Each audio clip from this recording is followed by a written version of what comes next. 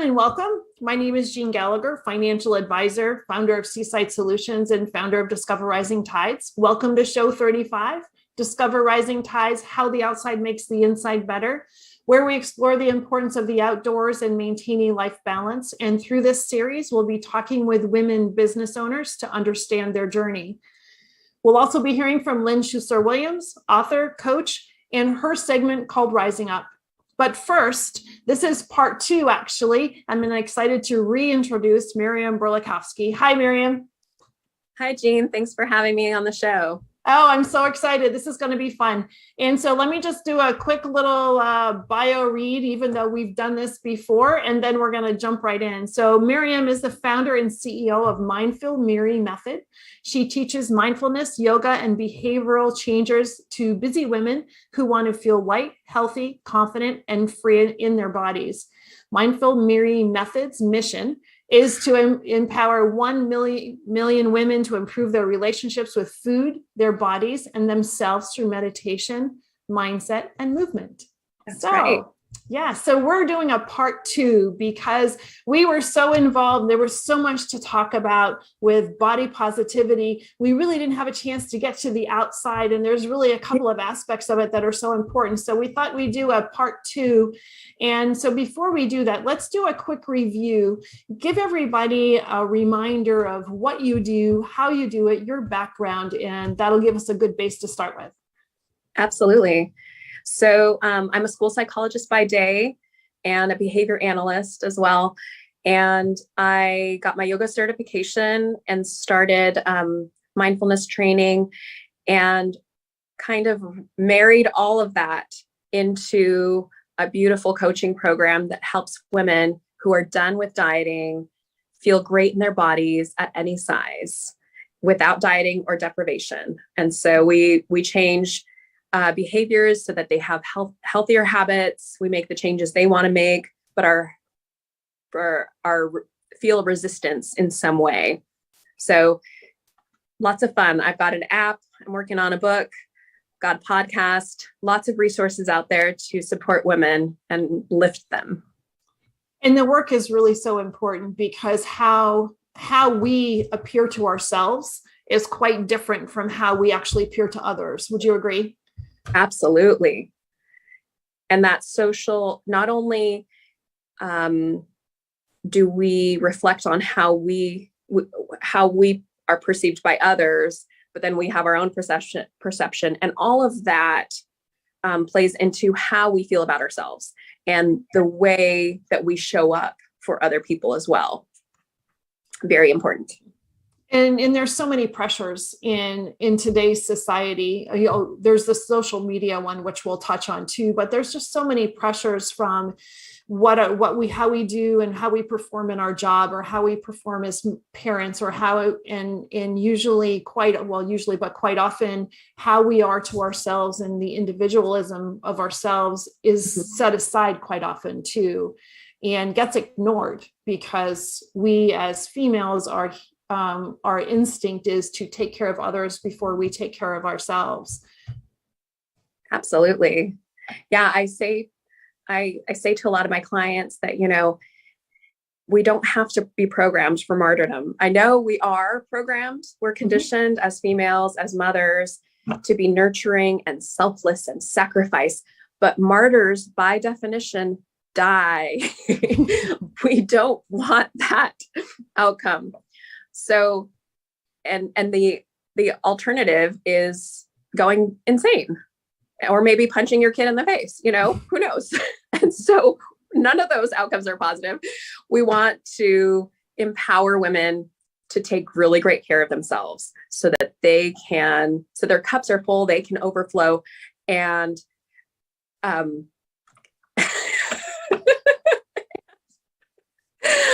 our producer is providing comic relief, so that we can influence others and support them, and so that their cups can then overflow and just create a better world in general. Yeah, and so when you're talking with people, what do you think that This is a multi-answer question, Sure. but so how do you think that people, what is their biggest struggle? And it's got to differ from everybody. So is it the food that they're eating, how they appear to themselves? When you're having these conversations, what order do you tackle things? It's really, it varies by the person, like you said. A lot of times I use the analogy that my old therapist used to use is you got to empty out your purse before you can open it out, organize it and put it all back. So there's a little bit of that, but most women do fall into a certain, trajectory and succession of lessons. And I've created a course that sort of follows that. So number one, you have to identify and agree that self-care is a priority. You can't do anything else before you get that embedded. Even if you half believe it, even if you're believing it by 1% more per day, you've got to believe that prioritizing yourself is of the utmost importance. Otherwise, they're not coming to me in the first place.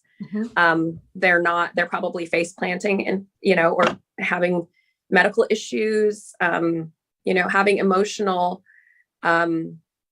emotionally driven somatic complaints. So stomach ache, headache, muscle tension, struggling to implement different behavior changes that they want to implement, and feeling a lot of resistance and guilt around that. So that's the first sort of breakthrough that we have to get through. And then from there, it's really a matter of what they need to tackle. And a lot of the time there's inner child work that needs to happen. For a lot of women, I think that a lot of women who are struggling with weight loss, there is some inner child wounding. And so I'm not in internal family systems, or IFS. Parts work is the big, the vernacular term that we use based on Richard Schwartz's books and works. But basically that inner work and that the inner child kind of stuff, I give an overview of that and lead them through guided visualizations and meditations to do their own work and look at their own inner child, what happened, if anything happened, and sort of examine the different parts of ourselves that are holding us back. Can we talk about the grief and the resistance for just a second? Because not grief, the guilt and the resistance, because I think that's really important. The self guilt, or we're putting that on ourselves, whether it's guilt of taking care of ourselves before somebody else, or the guilt of starting a plan and not following through. Yes. So mom guilt is a very pervasive thing in our culture. And so I think that in the media, in our relationships, in our families, there's an expectation that mom sacrifices everything, that mom is run ragged, that mom work all day, if that's what the paradigm is in your home. Either work all day in the home or work all day outside of the home, and then stay up late, bake for the bake sale, be in the dark stitching, the costume for the Christmas parade or whatever. And that she can do everything. There's actually a book about a decade ago. There was a book called How Does She Do It All, I think, or I Don't Know How She Does It All. And there was a movie with Sarah Jessica Parker starring the role. And it hit close to home for me, because I am very much a recovering perfectionist. And we get pulled in so many directions, and it's so difficult these days to focus our energy and really hone in on what matters to us and just let go of the rest. And when we can do that, then, we're happier, we're more present with our children. But if we're running ourselves ragged, trying to accomplish everything and feeling that guilt, if we don't, we're not doing anybody any favors. And it's actually making it worse. Absolutely. And then you're cranky with your children or with your partner. You're probably half-assing it, at work, at other work, at home. It's not a meaningful existence. And really for women, we weren't put on this planet just to serve others. We weren't put on this planet to be beautiful for others either. And so finding joy and meaning and slowing down is something that I work closely with my clients to do, and really find, where are you misusing time in your day, and can we replace that with something that really nourishes your soul? And I think that we all are guilty of using social media as a crutch to check out, right? When things, for just a second, I'm just going to look at my phone, or I'm just going to scroll through this, or I'm going to scroll through that. But what we're doing is we are checking out, but we're using that time not appropriately, where we could be, sitting quietly or reading a book with our kids, or just reading a book, or ourselves having a quiet cup of coffee or tea or something. But we're scrolling through and our brains are being inundated with pictures of perfect people, or what appears to be perfect people. Is the pictures for the gram, right? And where you just don't know, the person could be. I saw something recently, and it was about somebody taking pictures for the gram, and they were making these perfect pictures, but the situation around behind the camera was atrocious. Right. Yeah. But it looked really great. It looked really great for the socials, but that's what we see. Look at these people, look how perfect they are. Look at all these fun things that they're doing. And here I am slogging away in mud, and I can't get ahead. Yes, absolutely. That has been historically a problem with social media, and painting a facade, on social, of this, luxurious romantic life where you're always on vacation and everyone loves you and you have the perfect body. And I think that a lot of influencers or creators are starting to sort of chip away at that perfect vision and show their vulnerability. And I think that that's a really beautiful thing, because life is messy, and we should not all aspire to be this ideal, because that's not the reality. That's just a picture from a vacation that was, photoshopped and curated. And life just isn't like that. And so I worry most about our youth in seeing the images of this perfect life, perfect body, perfect everything. But we are not immune as adults. And one of the things that I encourage my community and my clients to do is go on social media fast. And what I do is I have them, take off all of the social media on their phone, and anything that's accessible, so that it's not even a temptation. And then also I have them close their mirrors, kind of like sitting Shiva, you're closing your mirrors, and just to take a week of doing that. And it doesn't sound that revolutionary maybe, but it's a big deal. I can just imagine. Well, the thought of having to delete things off your phone, there's this, don't look at it for a week. Okay, that doesn't feel very invasive, because you don't know how successful you're going to be, but it's just there. But now what you're doing, and I don't know if when people are listening to this, you're going to go, oh, I can't do that, right? So actually physically deleting the apps off your phone is really... Is there resistance there? Well, there is, yeah. So that's interesting. So the resistance comes in two different ways. So the resistance can come from, oh, that means that I can't do these things. But then the resistance can come, well, I have these work responsibilities that also include using these things.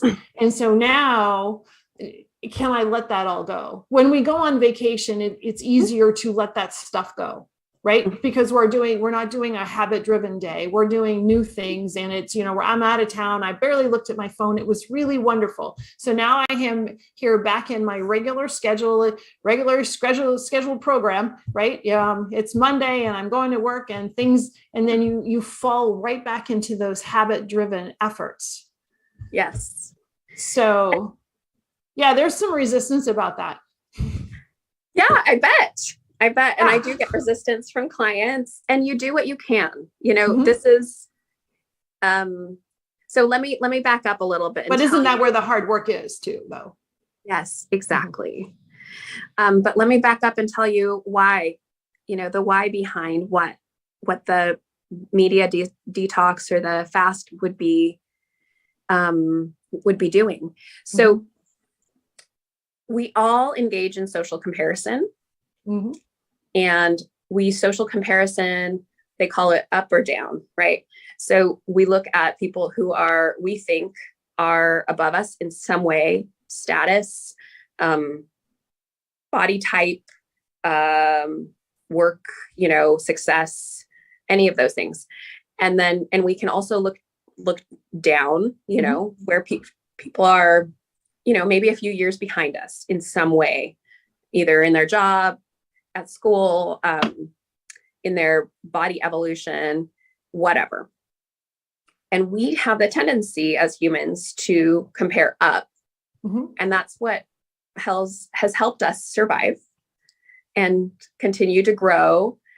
And it also makes us feel like crap if we cannot control that growth. And so what social media does is it just amplifies that social comparison up. Yes. Now, if we compared ourselves down, which we don't typically do, but if we compared ourselves down, typically we do feel more gratitude and satisfaction in our lives and meaning. If I'm looking at, for example, somebody who is studying to be a teacher or something like that. And I'm thinking, oh, you're a few years behind me. You're making great progress. I'm so proud of you. I cannot wait to be your mentor, but at the same time, you feel kind of good about your place. You've been there, done that, come up, and you feel better and you feel grateful for your experience and everything that it's taught you. And also maybe not having to do that over again. And whereas social comparison up just is a lot more difficult. And I'm not saying that you don't need to have goals or intentions, but I think it's really important to be cognizant of how it makes you feel when you make those comparisons. Or the type of comparisons that you're making. Because if you have goals and you have somebody that is doing something that you want to be able to do and you aspire to that and you're using them as a mentor, those are great things. But if you're looking at somebody doing something you wish you could do, or they're doing something and there's this want or this lack or the inability to be as good as them, that lack of achievement thought process, that's what becomes negative. Yes. Exactly. I think it's that helplessness, that despair, where if you feel inspiration to aim higher and grow and learn, then there's nothing wrong with that. That's inspiration. But if you're using social comparison, and it's making you feel poorly, then inadequate. Yeah, it's not a good strategy for you. So just having that awareness about what social media provides in your life is really important. And really being aware of, all the white noise that you have coming in. I've started to talk to my clients about not only, you don't have just food nutrition, but you have input, sensory input as your diet. And what are you putting into your body, into your eyes, ears, brain? Mm-hmm. And is it helpful or hurtful? What an interesting way to look at that, as to help trigger this is what I'm doing. Mm-hmm. Mm-hmm. And the more that we're feeling a positive emotion, we tend to build momentum and spiral up. And I don't have, scientific information on like the whole vibrational work that people talk about, but I do feel it just anecdotally when I'm in a good space and I'm feeling good. And I'm not talking about too proud or, arrogant, but I'm content, I'm calm, I'm grateful for what I feel and what I have in the world. Things tend to fall into place. Grounded. Mm-hmm. And even if they don't, I don't care as much, which is a beautiful thing when you can have that solid sense of yourself and you're not easily shaken. It's really beautiful. And so when you're working with clients, what's the process like? Tell us again. I know we covered this the last time, but give us a quick review here too. Yeah. So I do an initial intake consultation to make sure that, number one, my program is not for eating disorders. You need to have medical treatment, and I can be an adjunct or a supplement to that, or I can be the next step after eating disorder recovery, if that's part of your journey. And then we begin, I have an app where all of the courses are already pre-recorded. And what I've done is I've done 20 years of research on yoga, meditation, nutrition, personal training, positive psychology, behavior change, mindfulness-based stress reduction, all of the above, body image, body positivity, and the psychology of body image. And I created audio recordings that are in the app. So you download the app, there are some free areas. And then in the membership areas, there are more focused tutorials and everything. I try to make everything 15 minutes or less. So very consumable, where you can just, if you're rocking a baby, if you are on your walk, if you are, commuting to work, you can put in your headphones or turn it on and listen to the lesson. There's usually an embedded meditation so that you don't have to feel like, oh, now I have to go meditate. But it's just a very quick few-minute meditation just to get you warmed up and feel comfortable in your in starting a meditation practice. And then there's either a lesson or some kind of exercise. And then there are journal activities that are optional that can help process further the lessons. And so they go through, there are different modules and it's all self-paced. And then there's a weekly group coaching meeting every week. So you get the live, you get the pre-recorded, you'll also get workouts, yoga sessions, other meditations for stress relief. And I'm working on putting all of what's currently on my app into a book. So I'm very excited about that. And so that's amazing. And what a great accompaniment to everything that will be. And so with the group part, you're also getting the accountability in the community too. Absolutely. Which is really important because so quite often we all feel like an island. And as you're trudging through, it's always nice to hear somebody say something about how you feel, but you might not have been able to voice it, or watching somebody step through the processes and go, wow, if they can do that, so can I. Absolutely. And what I start to see over the course of the weeks, is that members help each other. Mm-hmm. And when we're in the group sessions, you know, somebody might have a question and somebody else will pipe up and say, oh, actually, I have something to add. That happened to me 2 weeks ago, and this is how I tackled it. And so they might have ideas that I hadn't thought of. And it's a wonderful, you know, just a really vulnerable, open, empowering space. Mm-hmm. And so I'm really fortunate to have wonderful people attracted to me into my space, and I can guide them. And then they do the work themselves. They're coming into their own conclusions and making the changes that they need to take. I just kind of help them put the blinders on so that they can do it.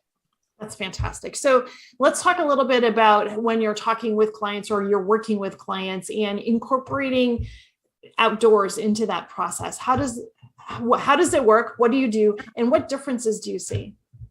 Yeah. So nature is therapy, in my opinion.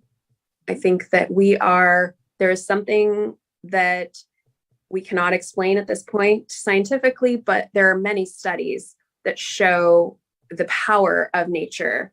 And so, you know, there are studies where in hospital rooms, those with a window heal faster and are discharged sooner than those without a window. And even a picture of nature, a landscape picture, has shown, you know, some results. But of course, a window or being out in nature is much, much more powerful.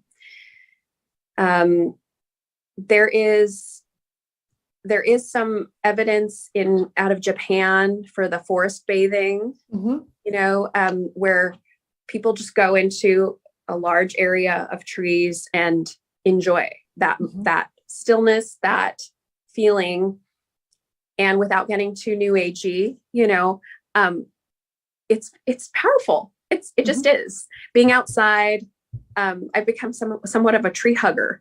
You know, I never thought I would, but when you are, you know, spending 40 to 50 hours a week inside a fluorescent office, fluorescently lit office, there is nothing better than the sun on your face, or seeing some green, or, you know, touching a tree, and all of the wisdom and antiquity and tradition, you know, just like the history of that tree. You think back and you think, oh my goodness, this tree was around 100 years ago, 200 years ago. And what did it observe? What did it witness? And how beautiful that it's still here and it's growing. And I'm here to witness it too. And so I try to highlight all of that for my clients and start very small. If they are, and they all set their own goals. So I say, okay, this is something, you know, that's helpful. Nature, being out in nature is helpful. What do you think you would like to do, and what can you do? And so they might say, okay, well, I can take a 10-minute walk at lunch. Beautiful. Wonderful. That alone, a 10-minute walk at lunch. I had one client that went from an average. So on a scale I quantify everything. So before you start working with me, I have people rate their performance, or their mood, their energy levels, their ability to be mindful and eat mindfully, and all these different metrics on a scale from 1 to 10. And so I had one client who averaged a mood of like 2.5 on a daily basis. And she started the 10-minute intervention. And, you know, mind you, there are confounding factors. This is not a perfect experiment, but it's reality. After 2 weeks, she was up to an 8 consistently. Wow. And just that small 10 minutes a day, right? Small changes. I love that. That's my favorite, is small changes, big impact. It makes everything possible, or makes everything feel possible. Yes. And changes your perspective. One of the best parts of nature is just even literally changing your perspective, because when we are looking at a computer for most of our day, or looking, sadly, a book too, or a phone, our perspective is convergent, and it tends to lead to things like depressive symptoms, anxiety symptoms. Whereas the research behind, looking at an expansive view, our eyes actually interact, the impulses that go between our eyes and our brain are actually more positive and opening and looking at possibilities, and we become more creative, we become more positive, we can see opportunities where they weren't those before, and it's mood elevating. There's some great work by Andrew Huberman out of Stanford talking about the power of vistas, looking at vistas, and you're literally changing your perspective. It's beautiful. And then the vista piece, or putting yourself beside a body of water, or if you're in a more urban setting, putting yourself beside a park or a waterfall or a water fountain, anything that will give yourself a chance to reground. Yes. I have plants in my office, just for that reason. So that could be a small step forward. So every time I turn my head, I can see some green, and whatever you can fit into your day, whatever's feasible for you is worthwhile. Even if it's 2 minutes, walking to the furthest bathroom, maybe on your, in your office block, or, stepping out of the office or your house, taking a walk around the block, 2 minutes, it can make such a difference, especially the vitamin D too. Well, yeah. And the understanding that, like you said, they're starting small. And for some people, like, well, I don't have an hour, I don't have 2 hours to do this, but we're not talking about 2 hours. We're talking making small incremental changes consistently that add up, and they create the larger results. Yes. And speaking more about nature, there's some preliminary studies looking at cold, the effects of swimming in the cold water for immunity and mood elevation. And I recently completed, it's called Shark Fest, ironically named, but or not so, or well, perhaps aptly named, because somebody actually has died where I swam. But I know what I'm like. Sometimes I'm like, what was I thinking? But it was fine. So in San Francisco, they have Alcatraz Shark Fest, where they drop them off on Alcatraz Island and they swim to shore. It's an open water swim. It's about 1.5 miles, I believe. And so, in my area, Avila Beach opened their newest, Shark Fest, which is Avila Shark Fest. And last month I participated, and it was a 2K, so about 1.2 miles, 1.3 mile swim, something like that. And I do swim in that area for training, but the course originally was supposed to go way out into the ocean. And I thought to myself, it ended up being okay. It ended up just being twice around the pier because of logistics. But the power of not even looking at goal setting or vitamin D from being exposed to the air or anything, the sun, the power of cold is very interesting. And I know cryotherapy has come into vogue. But there's something about not only being in water, but being in extra cold water, moving your body, resisting that panic that your body wants to go into, and persevering, calming your body, calming your breath, slowing it down. It's almost like it's almost like a baptism. You know, you come out and you feel renewed. And I'm Jewish, so we don't believe in baptism, but that's still, that's how powerful it is that you just feel renewed. And it's interesting because it's not water, but it's been cold here, especially in the mornings. And I love to hike in the cold. Oh. And there's just, it is refreshing and renewing. And it's, you know, it's cold on your face. It's cold on your hands. It takes a while to warm up. Your body heat is what is your body heat and your movement are working yourself warm. And it's my favorite. I would much rather hike in the cold than in the heat because it does feel vastly different. Same activity, same trail, same distance. And it feels so much more refreshing or so much more invigorating and grounding. So I can understand what you're talking about. Absolutely.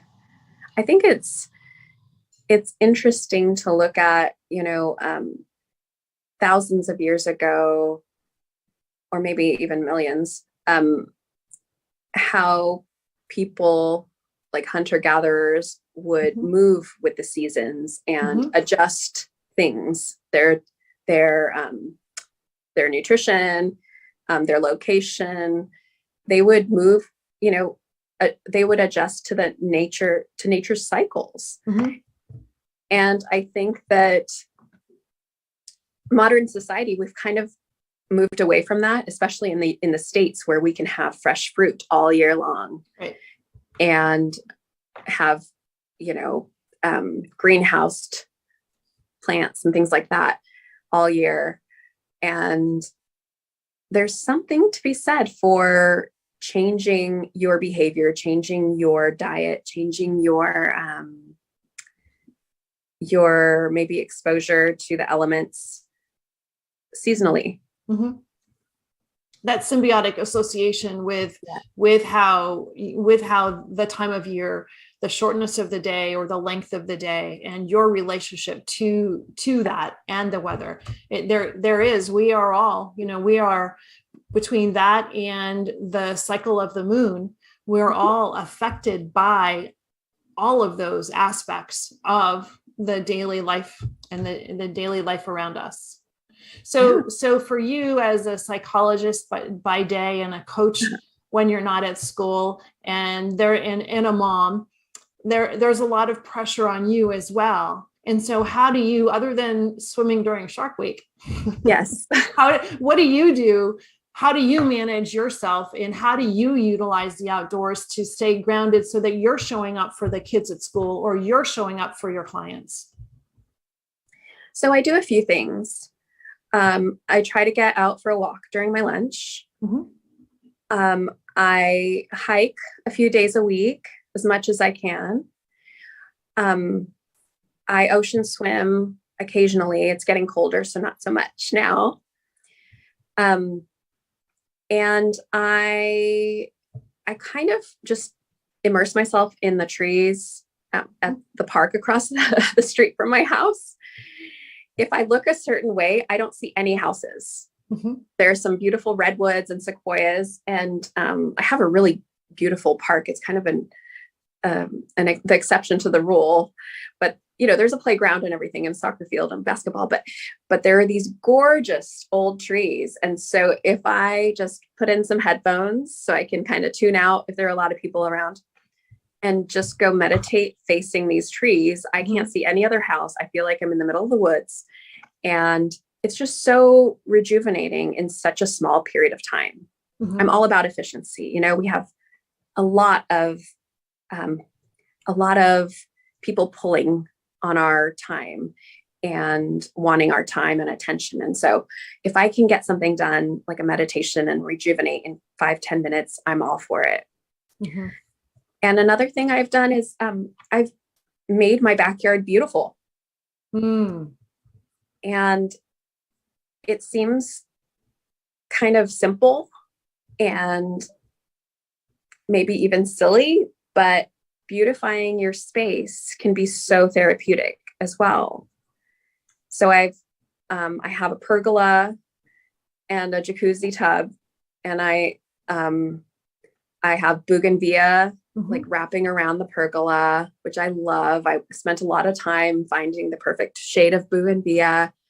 And I found a fountain that I really liked. And so I can turn on the fountain and I can just step outside in the morning before anybody wakes up, and I can listen to the birds. I can lay down in my hammock, which is also so therapeutic. Hammocks are the best. And listen to the birds and look up at the sky. Sometimes the moon's still out, and just know that all is well in the world. It's just, if you can carve out a refuge of your own, I think it's a really powerful thing, because you can just be transported very quickly to that refuge and that self-care place.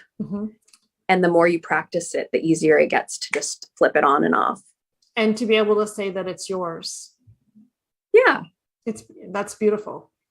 That's beautiful. And if you don't have, it's just beautiful. And if you don't have one, borrow somebody else's. Call the trees in the park where you can't see anybody else. Call that yours. Own it. Well, and a beautiful thing is that you can also use your imagination. And one of the meditations I often do with my yoga classes is finding your favorite place. And so they're transported. I guide them through, find your favorite place, find a memory that just makes you so happy. Could be the beach, the mountains, somewhere in nature that is just your happy place. And then just feeling amazing in it and filling in all the details of that place. So for me, I have similar to my backyard, I have bougainvillea, I have a fountain. In my happy place, it's like a courtyard. It's more of like a European courtyard, but just that controlled chaos, overgrown vegetation, and just coziness. And you can just turn it on, turn it off, close your eyes, and be there in just two shakes of a rapid shakes of a lamb's tail. Lamb's tail. Thank you. That's my second language English acquisition coming to haunt me.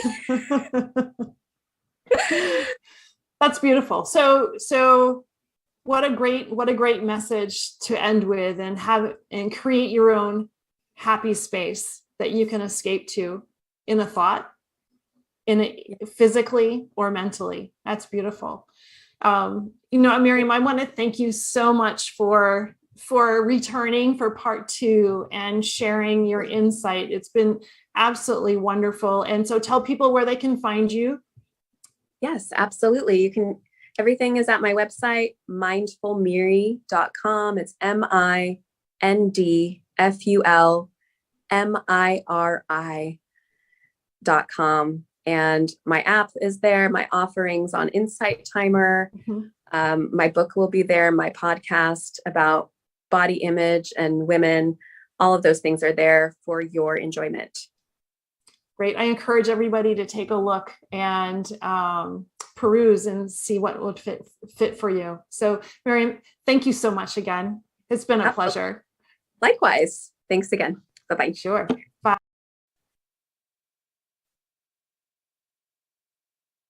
Hi, Lynn. Hi, Jean. How are you today? I'm wonderful. So good to be here with you. Oh, it's great to have you. So what do you have for us in your Rising Up segment today, Lynn? Well, I want to talk about something that I call synergy energy. So this is, if we wanted to think about it in terms of nature, we might think about it in terms of like the hive mind of a beehive, or the ants in an anthill where everybody's kind of in sync and doing what they do, right? That's that synergy energy. And, all the wisdom traditions throughout history and throughout the world have some version of this. Biblically, we are familiar with a phrase that says, where two or more are gathered, there I am, the great I am is in the midst. And it really just means like 1 + 1 is more than 2, right? This synergy energy, this way of being more by coming together. And so we human beings are not bees or ants, but we do have a connection energetically. You know, all of us have experienced walking into a room where there's been an argument and feeling the tension in the air, right? We've all experienced something like that. Or walking into a room right after a whole bunch of people were laughing hysterically. You could feel that that's a different energy in the room. And so that connection energetically, and you know, I saw a sign recently that said something like, surround yourself with people who feel like sunshine. And I really loved that idea that, you know, we could consciously choose that kind of synergy energy, right? And that conscious choice. We could consciously choose to be with people who will agree to believe in us and with us for the things that matter to us. So a lot of people would call that a mastermind group. And that term, the mastermind, came from Napoleon Hill's writings, and you know, he interviewed all those people, and they were all men, and they were the most successful people in the world at the time. And they all said, I surround myself with smart people. I surround myself with people who will believe with me. And so this idea of synergy energy and this idea of consciously choosing to surround ourselves with people who feel like sunshine, with people who will believe with us and will amplify what we are about by their shared belief, by their shared conscious, intentional synergy energy. It's just something that I think is so powerful. And it's something that I hope the women entrepreneurs who are listening and the women who are thinking, where do I have that in my world? I hope that we all consciously step it up a bit, right? Because we can really bring a feminine energy to this idea of the mastermind, which started out such a male thing, right? By thinking of it in terms of consciously engaging in the synergy energy and amplifying it for each other. I think that's such a key thing. So I've just been thinking a lot about the synergy energy, and I wanted to bring it up. I think we can see it reflected in nature over and over, especially once we start looking for it. And that can be a really awesome thing to experience. So that's my talk for today, Jean. I love that. I love that. Creating the community where 1 and 1 is more than 2. Yes. And yes, that's wonderful. Thank you. Thank you so much, as always. I appreciate your time and your thoughts. Yes. Thank you so much for listening today. Today's show was sponsored by Seaside Solutions, my financial services company. As a business owner, it's easy to be pulled in many different directions, and often taking care of yourself plummets to the bottom of the list. For me, I find myself outside to reground. My time outdoors helps me manage my day more effectively and be more present for my clients. Through this, Discover Rising Tides was born. At Seaside Solutions, we truly believe that education is the foundation of financial wellness. Our primary focus is to provide guidance that is designed to help you achieve your long-term financial goals and visions. Working with a plan allows space for doing more things that you love, like being outside to make the inside better. If I can help you create or realign your plan, or if you would like to be added to my weekly newsletter, please let me know. This week's topic was 5 ways to set more achievable goals. Your referral means the big, beautiful world to me. And if I can help, please let me know. And thank you so much for listening, and see you next time.